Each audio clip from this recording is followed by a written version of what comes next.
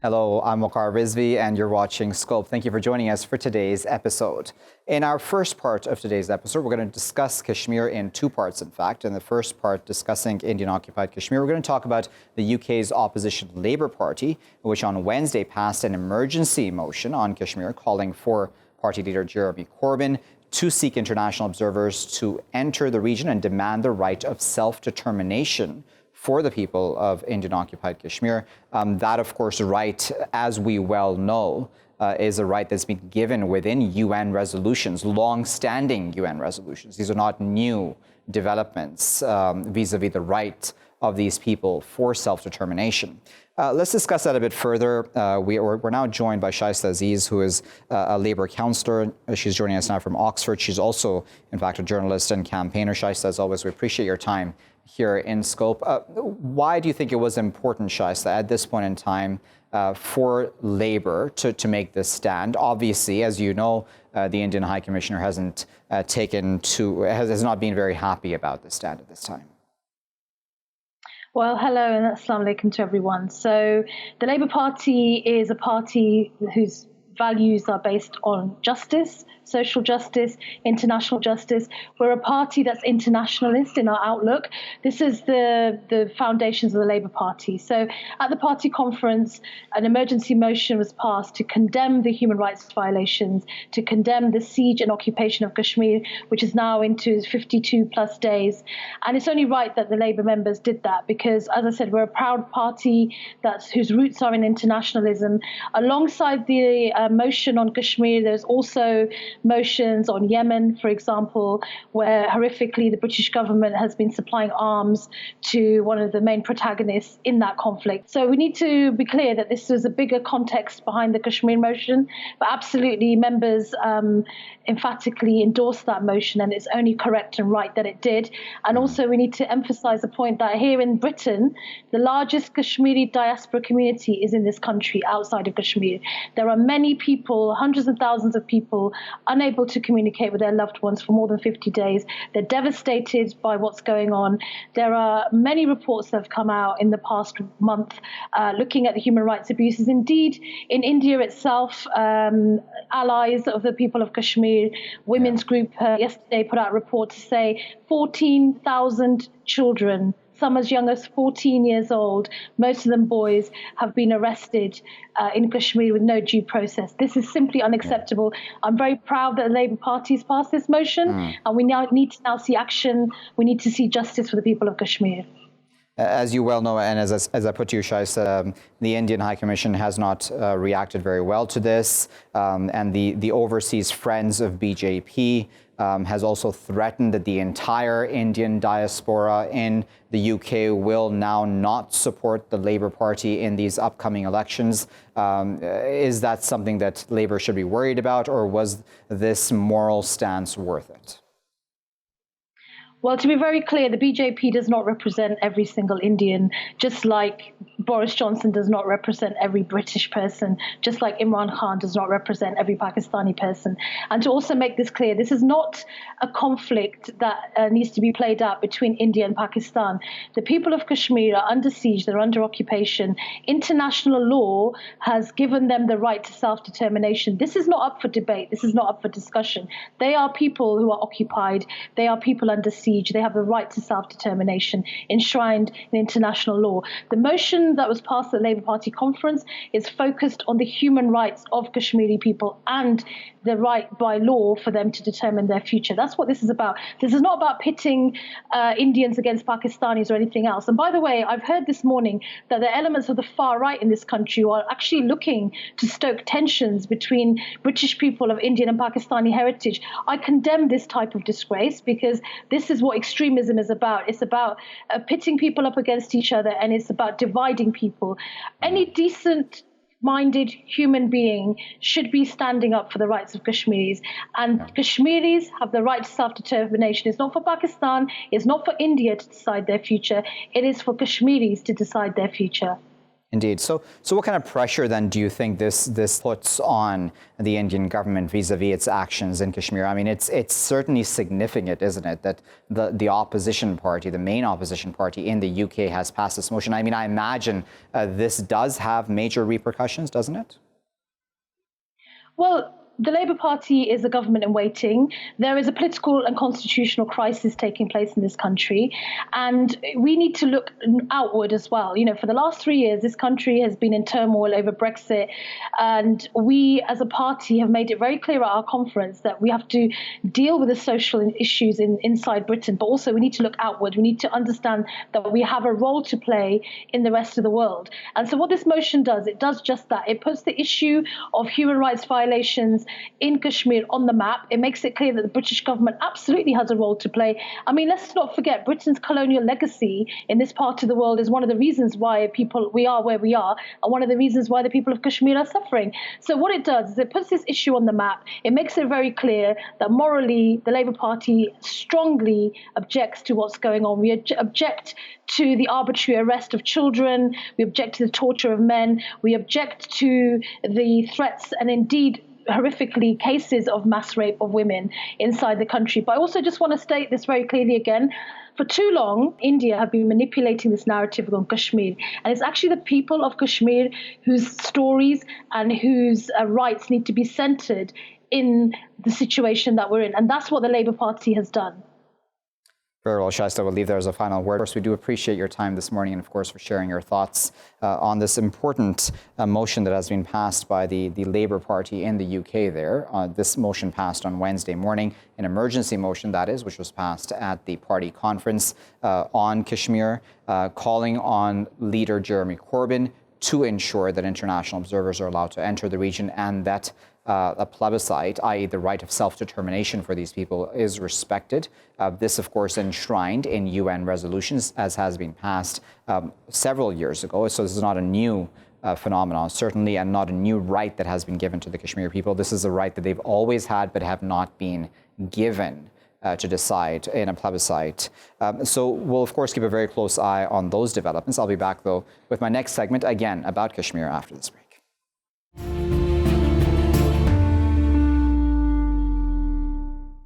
Welcome back, viewers. You're still here in Scope with me, Waqar Rizvi. We continue discussing Indian-occupied Kashmir and the situation there.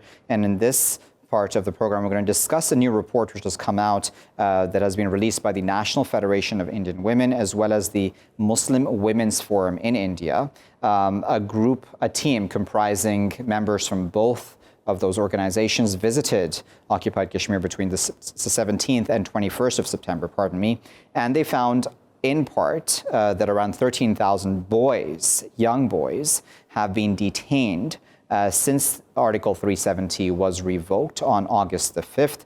Some of those boys are as young as 14 years old. Now, that's just part, again, of the many disturbing findings that have come out in this new report.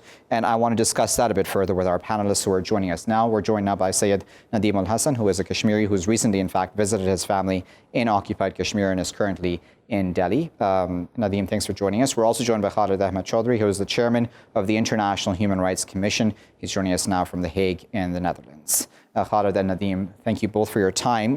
Khalid, I'd like to start with you, if I may. Obviously, these are not the only disturbing reports coming out of that region. What kind of pressure do you think this puts on the Indian government when it's teams from within India itself which are talking about the situation in occupied Kashmir and, publicly then releasing these reports, talking about their findings as they've seen on the ground? Who cares actually for these reports? I mean, it's not only these reports. We can go back to past 70 years. I mean, they killed more than 100,000 Kashmiris. They have been raping, the Indian Army, paramilitary forces, and the RSS goons. They have been raping Kashmiri women and girls.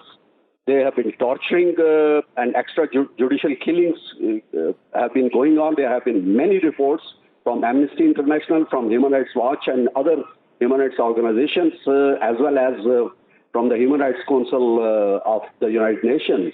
But this recent report, once again, everyone knows, what has been happening, in Kashmir, and right now what they are doing to the Kashmiris.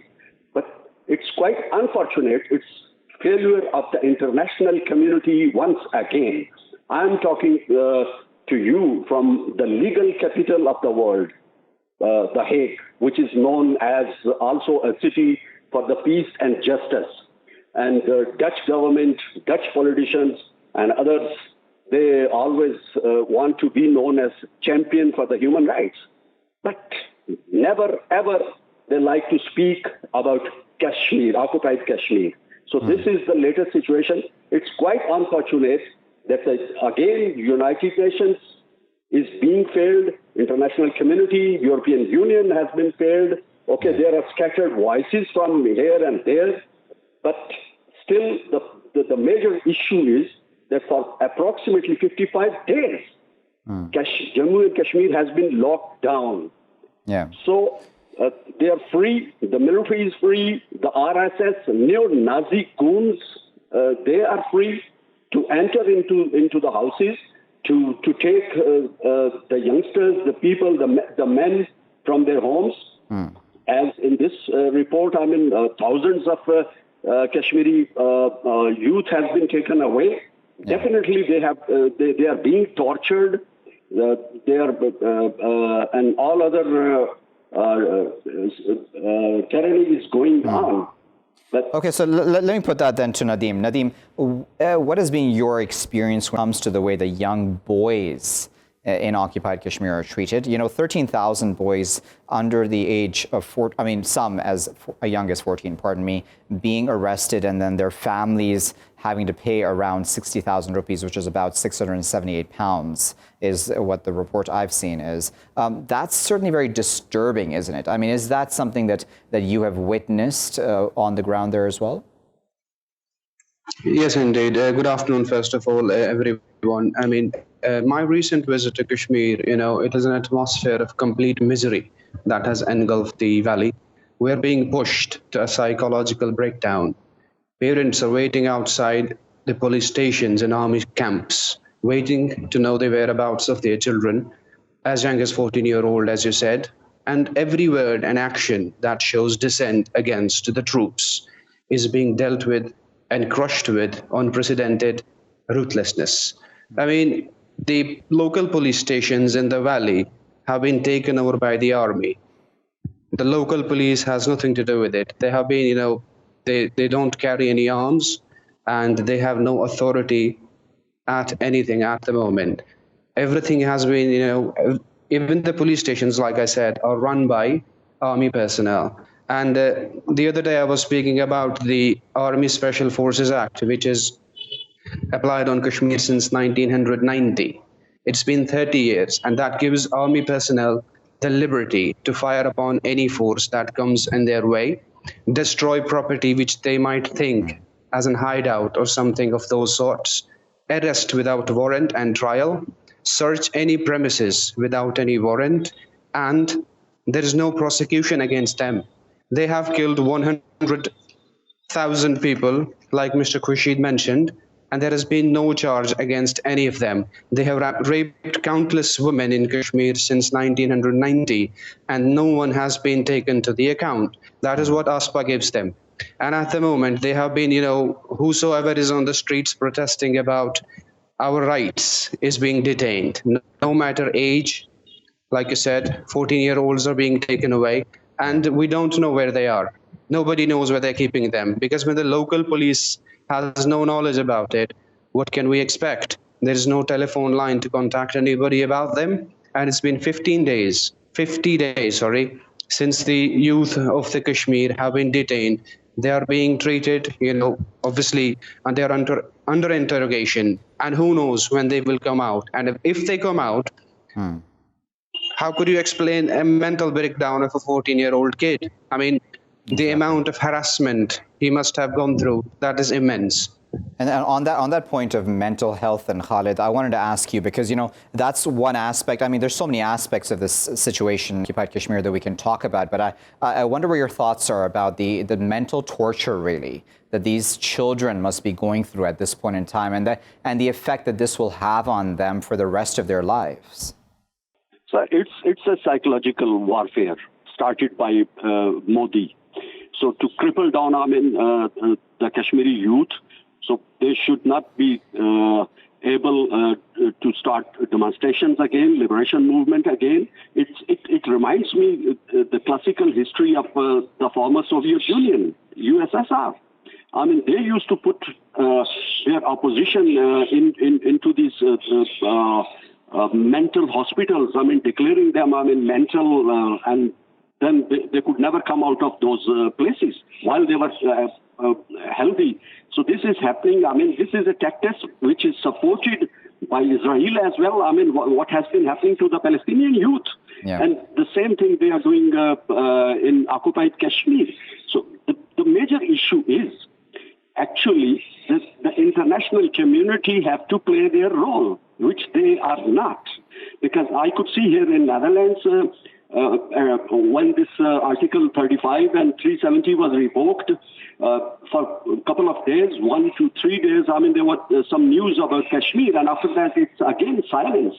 So the double standards in European Union, United States, and many others, I mean, it is an issue which I don't think that you can solve and resolve simply issuing reports about what has been happening and what is going on there. And specifically, I would say that Prime Minister Imran Khan is playing, a role as ambassador of Kashmiris. Definitely, he's playing that role at full sincerity and honesty. But the other side, it's our diplomatic corps. I mean, diplomatic corps, they should not continue business as usual. I mean, for 50, 70 years, I mean, we have been failed in diplomacy. And where are our friends? I mean, OIC is nowhere. Then SARC, I could hear the Foreign Minister yesterday that, a big achievement about the SARC.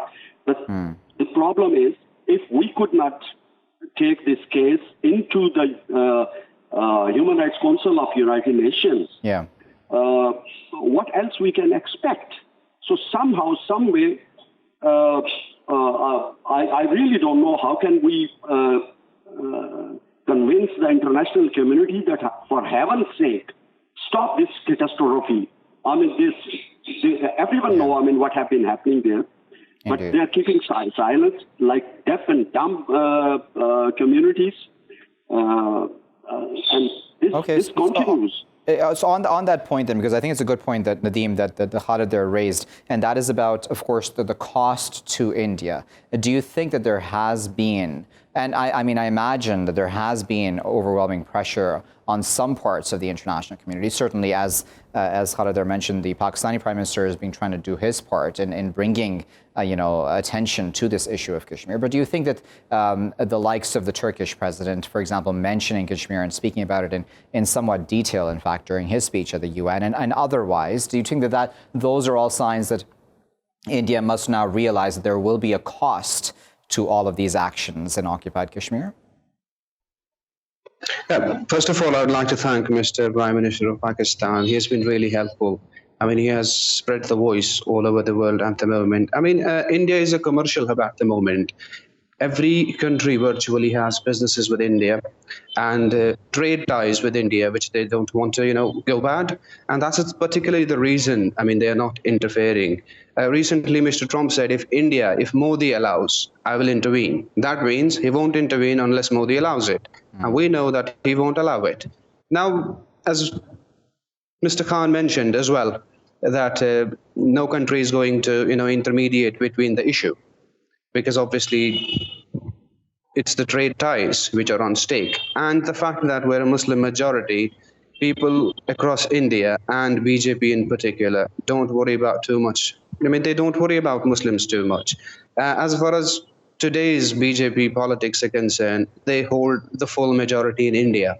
There is literally no opposition in India, which means they are the dictators. And forget democracy, there is complete dictatorship happening in India and in Kashmir right now.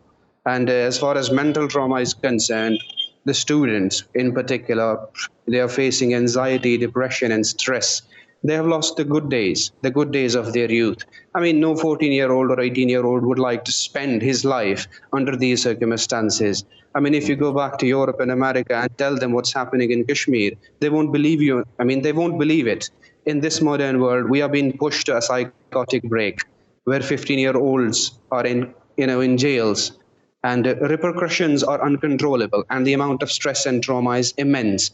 I don't see Kashmiri people reviving anytime soon, such as the display of forceful power and aggression which India and its forces are exercising on us. Okay, we'll leave there as a final word, but of course we appreciate both Nadeem and Khalid Ahmed Chaudry for their time today. Nadeem speaking to us there from Delhi, and Khalid Ahmed Chaudry speaking to us from the Netherlands, specifically The Hague. Viewers, we spoke there about this report, about 13,000 boys, some as young as 14, being detained by the Indian Army, specifically in occupied Kashmir, some up to 45 days, their families being demanded to pay 60,000 rupees plus for the release of their youth. At this time, that sort of mental trauma and torture being placed on family members. And of course, this is not something new, but this is a fairly newer tactic that has been used, especially already at this time of communications blackout and just overall tensions in that region. We'll keep a close eye on, of course, the effect and the ongoing communications blackout and just lockdown of occupied Kashmir here in Sculp. I'll be back, though, with my final segment after this break. Welcome back, viewers. You're still here in Sculp with me, Waqar Rizvi. We're now going to discuss Brexit, and of course, a lot has happened over the past week, or just actually a couple of days, in fact, with the Supreme Court decision vis-a-vis the unlawful nature of the prorogation of Parliament. And of course, all of that has to do with Brexit, certainly, as you will well know, and if you've been following my show, certainly all of this affects that October 31st deadline, which is looming, about 5 weeks or so left now. Till that deadline to exit the EU with or without a deal. That's something that, of course, Prime Minister Johnson likes to say a lot. But then it's also now down to the rhetoric that we saw in Parliament recently, a humbug or, surrender bill, et cetera, on the part of the Prime Minister of the UK. He's being asked to apologize for all of the above. Even the Church of England bishops have said the tone of the Brexit debate has become unacceptable, and certainly, as we well know and we've discussed again in my show a number of times, Brexit fatigue has settled in a number of times over this process, and I imagine at this point in time everyone's just tired of this continuing bickering continuously over this Brexit deal, which doesn't seem to be coming to the fore. Let's discuss all of that a bit further. We're joined now by our panelists, Benjamin Martill, who is a lecturer in politics and international relations at the University of Edinburgh. He's joining us now on the line from Edinburgh. We're also joined by Tom Arms, who is a foreign affairs writer, broadcaster, and lecturer. He's joining us on the line from London. And we're also joined by Anna Tobin, who is the editor of Ready for Brexit, which is a politically impartial business advice service set up to help steer businesses through Brexit. And she's joining us as well from London. Anna, Tom, and Benjamin, thank you for your time this morning. Anna, I'd like to start with you. If we're looking at this from the business point of view, I imagine the entire Brexit process has been a complete nightmare for investors, certainly because it just goes to show instability, doesn't it? It is. For investors, it's very, very difficult. But for the hardest part is for small businesses who they really don't know what to prepare for. Initially they had they were told there was 2 years to prepare, but without a deal being done, without anyone knowing what the deal is, they still can't prepare. And there's, as you said, less than 5 weeks left. So then what do you think businesses want to happen? I mean, I imagine they just want some decision to be made, but then there's a lot of scaremongering, whether legitimate or not, and you can tell me if you think it's legitimate, about what a no-deal Brexit would look like and how bad that would be for UK business. It isn't scaremongering, I'm afraid. A no-deal Brexit will be devastating for UK businesses, particularly those that trade with Europe, bring in goods from Europe or have a supply chain that involves Europe. Even data, if you've got your data stored in a cloud that's held in Europe, there are questions about whether you'll actually be able to access it if we leave the EU without a deal at the end of October. Tom, what are your thoughts on how these past number of days have worked out? I mean, certainly that Supreme Court decision was momentous, and the way it played out with the Prime Minister overseas and having to return, and then the entire rhetoric in Parliament. It's all been quite ugly, hasn't it? It's been extremely ugly. I mean, the British have a reputation for being cold-blooded creatures, and that has proven to be completely false. They are very hot-blooded indeed. The country is completely divided, and Parliament reflects that division. They are just... It's not political parties anymore. It's a question of whether or not you are a Remainer or a Brexiter. Okay, and then in such a case then Tom, I mean, with such a divided country, does it even matter almost, and I know I'm going to throw this out there, whether there is a deal or no deal, because this has had immense and long-lasting repercussions just for, the divisiveness and polarization of British society, hasn't it? It has divided society completely. There are friends I don't speak to anymore. There are families which are completely divided. It's the major topic of conversation wherever you go. It is remain, divide. There is nothing in between, and the positions are simply hardening. People who 3 years ago voted to leave, they voted to leave because they were told that it was going to be an easy negotiation, that there would be no problem over Ireland. The Germans would want to negotiate a deal because they needed it for their car industry. The Remainers said, "Don't be ridiculous." And they said, "Oh well, it's going to be a simple deal, and we'll never have a no-deal exit." We were told. In fact, Boris Johnson said that the chances of a no-deal exit were 1,000,000 to 1. And now it looks more like 1 to 1,000,000. Indeed. Completely reversed. Indeed, certainly. Benjamin, I wonder from your vantage now where you are in Edinburgh, what are your thoughts and what are people around you saying about this entire, what's been happening over the past number of days? Because, again, the tone of the debate, too, has just heightened to a level where there's a lot of criticism now, not just of the Prime Minister, I imagine, but of just how Parliament as a whole is just acting throughout this process. Well, I think Parliament's in a very difficult situation. As Thomas said, the parties are fundamentally divided. But I think the real issues here goes down to Brexit is never going to be solved with a deal that everyone could get behind. What's going to happen is it's going to have to be against the backdrop of something that they are equally afraid of. This was Theresa May's strategy, right, to say we're going to have this threat of a no-deal Brexit, and ultimately it's going to be so seemingly disastrous that MPs will fall behind this. And of course, the problem now is that no deal is seen as, by quite a lot of individuals, as quite a desirable outcome. And this is obviously problematic because, of course, there's no way that the UK could continue after Brexit without some form of the deal. It would be sort of economic suicide. But it's a very helpful political tool for politicians to use to whip up division and to threaten other domestic groups and even the European Union. So, Anna, at some level, do you think there should be an extension at this time of Brexit? Because, I was just reading an article today about NHS, and, there's ministers saying they still don't know whether there are enough medicines and medical supplies or freight capacity to support the NHS if the UK leaves without a deal come Halloween. And then obviously there is the Irish backstop, which, we talk about sometimes in the context of the sensitivities of that region, but certainly there are very important business and, farmers being affected in that region, et cetera, impacts as well. What are your thoughts on that? Well, from the point of view of business, from big business to tiny businesses, everybody needs a deal. Whatever the deal is, they need something, a framework that they can work towards, that they can put systems in place so that they know if they've got to increase cash flow because tariffs are rising or there is more VAT on goods, they know what they're doing, they know what their expenses are.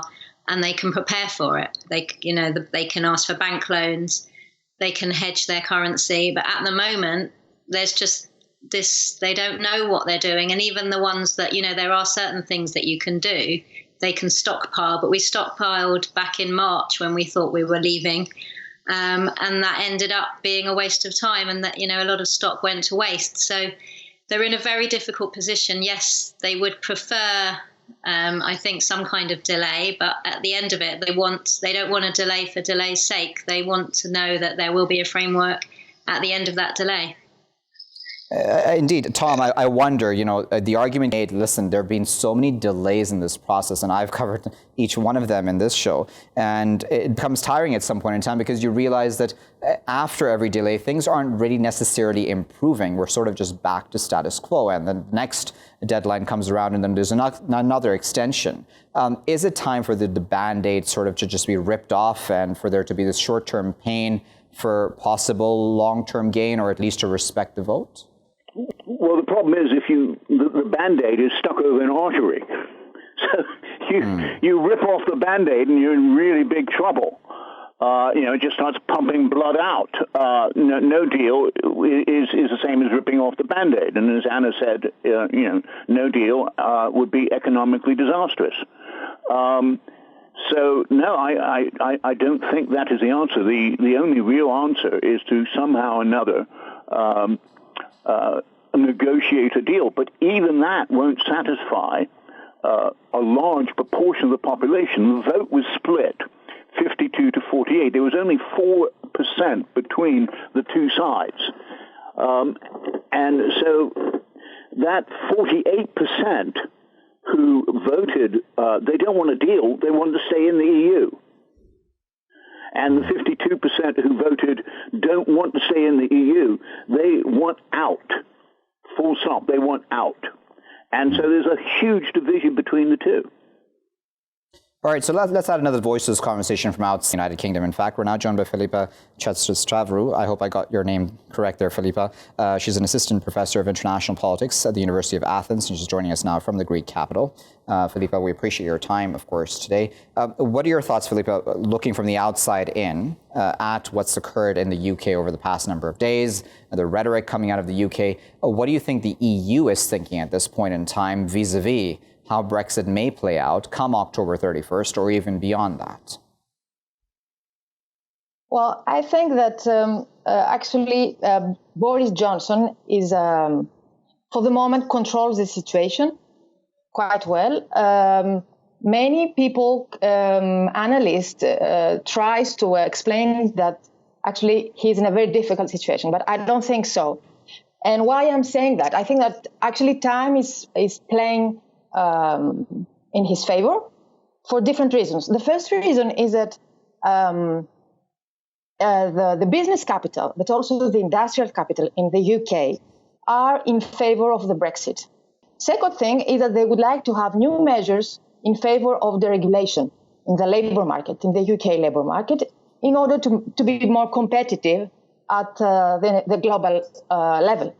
So industrial and business capital, actually, the majority of them are with Boris Johnson. Of course, the banks, the financial sector, adopted a more EU-prone stance, pro-EU stance, and we can explain that because, of course, the European passport is a big privilege for them, was a big privilege for them for years. So for them, the EU is the best place to be, and it will continue to be a promising place where they can expand their activities. But if we would say that the financial city, the city of London, let's say, okay, they have their idea, more pro-EU stance, but all the other elites are more close to Johnson. So he knows that very well. And actually, he knows very well that he is a product of the Oxford University elite society. And this is a big power. So even if we had this decision now of the High Court, which was very, very important and very right, actually, this will not be, let's say, something that could put in troubles, actually, Johnson's strategy. And so there is no... Let me, if you allow me, Filippa, because that's an interesting point of view, and I wonder where your thoughts are on that, Benjamin, because certainly, I imagine Johnson does have his supporters, even within the elite and establishment. Absolutely. I mean, we know the sectors that Johnson has support from. For instance, there are some areas of the financial sector that would rather not be regulated by Europe. There are those who export primarily outside of Europe, or those who would be reliant or hope to be reliant on rents from the government, who would support Brexit. And indeed, Johnson has the support, crucially, of the papers as well. But what's interesting is that he's trying to govern in terms of popular support. It's very clear that he's trying to govern for, let's say, the 52% for those who voted leave, which is interesting because there was some suggestion that Boris might become a bit more prime ministerial when he was in the top job. That actually a lot of his anti-European rhetoric was to help him get there, but then he would try to govern for the nation. And what's interesting is that very clearly isn't his strategy. He seems to be gearing up for a people versus the establishment election. He's very much going to use the Brexit issue and the threat of no deal to get into a situation where he can gain a sizable majority. But after that, expect him to.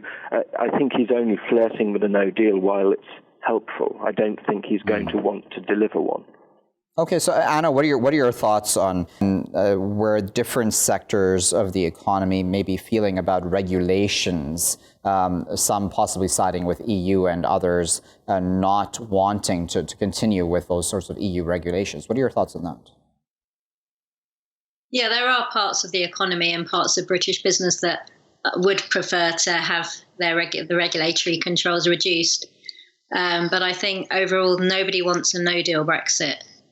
So they would prefer that those types of negotiations were formed part of any withdrawal agreement, but they don't want to leave with nothing sorted out so that everything's just cut off straight away. But do you think that if it's a trade-off, Anna, between EU regulations and regulations that the UK itself will design, that if a no deal were to be the only scenario left, that businesses, some of them at least, would just accept that? No, because there are regulations which can be redrawn and renegotiated, but the fact is you still need the cooperation of Europe to do those, to work out what those regulations are. It's all very well having regulations in the UK, but if the EU and don't abide by them and don't let our goods in because they're not abiding by the EU regulations, then there's no point. Then hundreds of businesses will go to the wall. Tom, I wonder where your thoughts are on this, because interesting discussion, isn't it? Because it then goes back to a lot of the arguments that I imagine Prime Minister Johnson himself would make about regulations, et cetera, and why this entire Brexit was necessary as it's worked out. Possibly not as it's worked out, but at least how the vote went. What are your thoughts on regulations? Possibility that they could win an election, outside possibility. And Labour Party is divided on it. And one of the reasons that they're divided is over the issue of regulations, because being a socialist party, they want to extend state aid and extend regulations, which is against the rules of the EU. And the leading figure in the Labour Party who is in favour of extending regulations and state aid and nationalisation is, in fact, their leader, Jeremy Corbyn, who has who started off being opposed to the EU back in the 70s and 80s and campaigned against membership of the EU. Then when the EU introduced things like workers' rights, he shifted back again, but not wholeheartedly. And he's been sitting on the fence, leaning towards Brexit ever since, and his policies are what he calls constructive ambiguity, which only leads to the confusion. All right, so Filippa, I wanted to get a final word from you, if I may, because where you're sitting, Filippa, Greece has certainly gone through a very tough economic period and still probably is going through a very tough economic period, even as we're speaking. I wonder what the experience you think has been vis-a-vis the EU and how it handled the economic difficulties your country went through, and how that then plays out into this entire argument of regulations, economy, if the EU simply has too much influence over these member states? Well, I think that Greece is always in crisis. There is no end for the moment. The solution that the current government proposes is to deregulate the labor market more and more. So actually, let's say the European solutions have been adopted from all the Greek governments since 2010. This is the reality, more or less, let's say, okay, less with Syriza, more with New Democracy Today. So I think that for Greek citizens, the EU proposes always solutions in favor of deregulation. Less regulation, leave the market works as it knows, and things will be better and you will be more competitive. This is a solution. What is interesting with the Brexit issue is that, and I don't think that we could say that only the labor market has a pro-regularist stance. I think that Corbyn has a very specific idea about the role of the state, let's say try to rebuild the welfare state, etc., etc. But the Conservative Party and Theresa May tried to explain that at the beginning when she took the power of the Tories party, that they showed that the UK has a real problem of industrialization, and they need to rebuild actually their industry. And this is not only possible by state aid. So you can also have a pro-state aid stance at the right of the spectrum as also in the left, but it's not exactly the same ideology behind that. So, and I think that the Conservative Party, this is what they lack. They would like to cure the UK from, as we say, the Dutch disease, when you have monoactivity, financial sector only, and real estate. And so they would like to rebuild their industry. That's why they would like to go out of the EU. So we can hear this argument. For us Greeks, this argument has a sense. Yeah. Okay, we'll leave that as a final word. We, of course, appreciate all of our guests. Filippa, they're speaking to us from Athens, Tom and Anna speaking to us from the British capital, and Benjamin speaking to us from Edinburgh. We appreciate the insight and, of course, the context that they brought to this discussion, because it's important, isn't it, viewers, that through all the rhetoric that we're hearing and the back and forth in Parliament and the heated debates, it's really serious business. It's not just about the words that are being used, certainly. And yes, some of them can be argued are quite offensive, especially how it worked out right after Parliament reconvened after the Supreme Court decision to declare a prorogation unlawful, at least in the way that Johnson carried it out. But it's serious business. It'll affect businesses. It'll affect people. What does it mean for regulations? What does it mean for the NHS? That's some serious stuff. And of course, the UK is an economy which would have an impact worldwide, not just, of course, within Europe as well. And then, of course, the Irish backstop. That remains an issue which even Johnson's so-called solutions haven't really appeased anybody, seemingly, apart from himself, possibly. We'll keep a very close eye on how all of that develops here in Scope. I'll leave it there for now, though. I've been Waqar Rizvi. Thanks for watching.